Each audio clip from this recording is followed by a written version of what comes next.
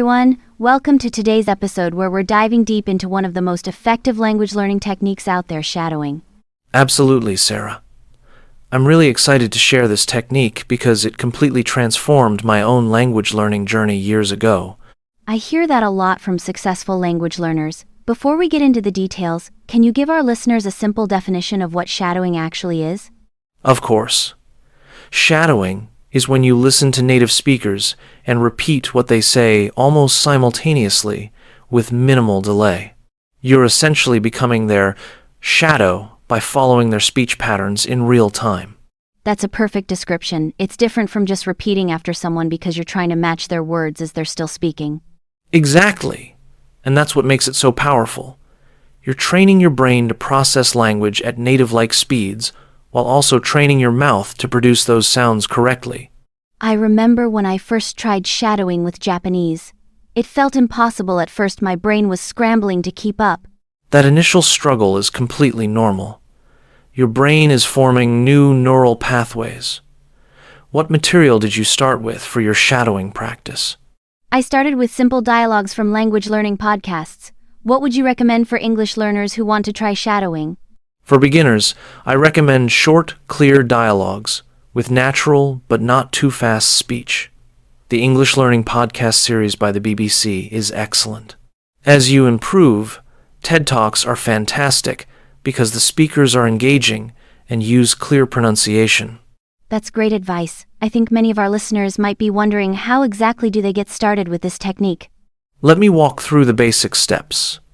First, choose a short audio clip, maybe 30 seconds to a minute long.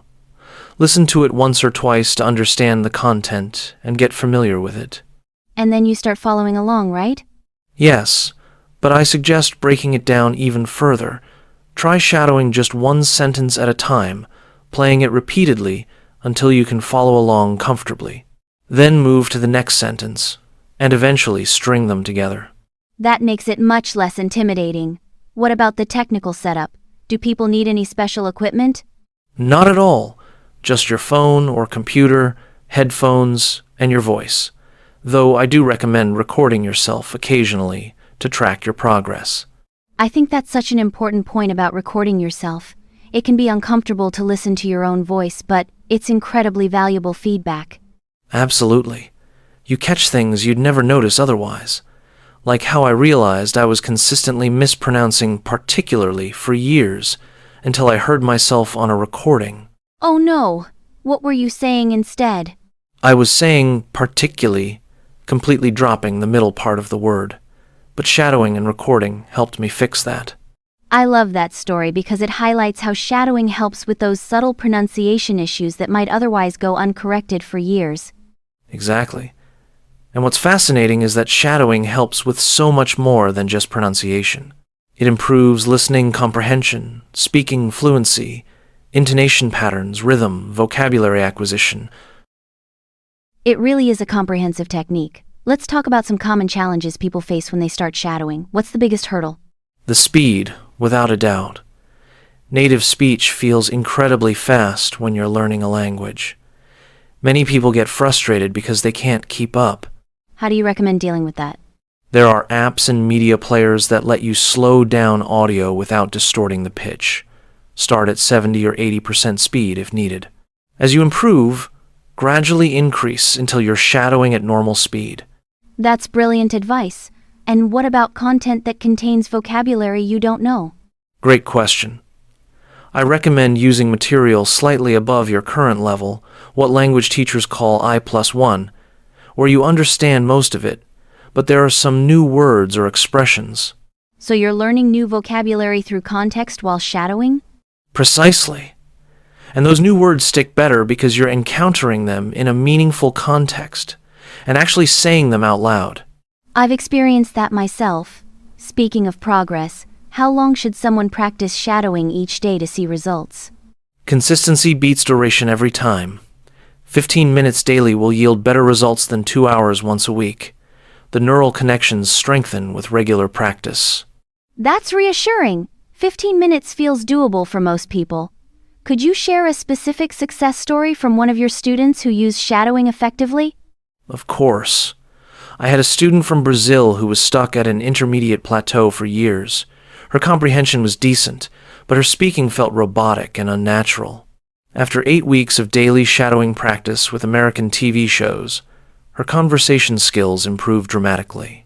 What specific changes did you notice in her speech? Her sentence rhythm became much more natural. English has a stress-timed rhythm that's very different from Portuguese, which is syllable-timed. Shadowing helped her internalize that fundamental difference. That's fascinating. The musicality of a language is often overlooked in traditional learning but makes such a difference in how natural you sound. Absolutely. She also started using reduced forms naturally, saying gonna instead of going to in casual speech, for example. These are things that are hard to teach explicitly but can be absorbed through shadowing. Let's take a practical approach here. Could you demonstrate how shadowing works with a short example for our listeners? Sure thing. Let's imagine I'm shadowing this simple paragraph. Learning a language takes time and consistent effort. There are no shortcuts, but there are certainly more effective methods than others. Shadowing is one of those powerful techniques that can accelerate your progress significantly.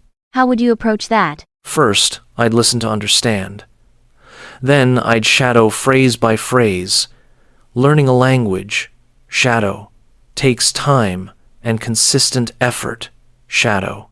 Gradually, I'd work up to shadowing the entire paragraph with minimal delay. Would you recommend starting with shadowing the whole sentence right away, or breaking it down into smaller chunks? For beginners, definitely start with chunks, even single words if needed. Learning shadow, a language shadow takes time, shadow. As you get more comfortable, increase the length of the segments. What about advanced learners? How can they take shadowing to the next level? Great question. Once you're comfortable with basic shadowing, try these advanced techniques. First, focus on mimicking not just the words, but the exact emotional tone. Second, try shadowing different accents to improve your accent adaptability. Those are excellent suggestions. I've also heard of people using a technique called blind shadowing. What's that exactly? Blind shadowing is when you shadow without a transcript, relying purely on what you hear. It's incredibly challenging but powerful for developing listening skills. I recommend it for advanced learners. How about alternating between shadowing with and without looking at a transcript? Would that be beneficial? Absolutely. That's actually an excellent progression. Start with a transcript, then challenge yourself to shadow the same content without it. This builds both reading and listening comprehension. Let's also talk about intonation and emphasis. English uses these features so distinctively, especially in questions and expressions of surprise or disbelief. That's such an important point. In many languages, questions are indicated primarily by word order or question particles, but in English, that rising intonation at the end of yes-no questions is crucial for sounding natural. And shadowing helps capture those patterns that are difficult to learn from a textbook. Precisely. You're absorbing the music of the language. Take the sentence, "I didn't say he stole the money." Depending on which word you emphasize, it completely changes the meaning. That's one of my favorite examples. I didn't say he stole the money versus I didn't say he stole the money. Completely different implications. Exactly. And shadowing helps you pick up on those subtle but crucial differences. Let's address potential pitfalls. What mistakes do you see people making when they try shadowing? The biggest mistake is choosing material that's far too difficult. If you're a beginner shadowing a fast-talking podcast about quantum physics, you're setting yourself up for frustration. So appropriate level selection is crucial. What else? Not being consistent. Shadowing benefits come from regular practice. Also, some people get too perfectionistic, trying to match every syllable perfectly from day one. That's a good point. It's about progress, not perfection, especially at the beginning. Precisely. Start with the goal of capturing the general rhythm and major stressed words. The finer details will come with practice. Something I've found helpful is shadowing the same content multiple times over several days. The familiarity lets you focus on different aspects each time. That's an excellent approach. First time, you might just be understanding and following along. Second time, focus on rhythm, Third time, work on problem sounds. Fourth time, try to match intonation precisely. I'm curious, what's your take on shadowing with music and songs? Songs can be fun and memorable, but they're actually quite challenging for shadowing because musical rhythm often distorts natural speech patterns. I recommend using them as a supplement, not your primary shadowing material. That makes sense, though I do think music helps with remembering phrases and expressions. Absolutely. Music activates different parts of the brain, which can enhance memory. Just be aware that singers often stretch or compress words to fit the melody. Before we wrap up, should we address the difference between shadowing and other speaking practices like repetition or imitation? Definitely. Traditional repetition involves waiting until the speaker finishes, then repeating.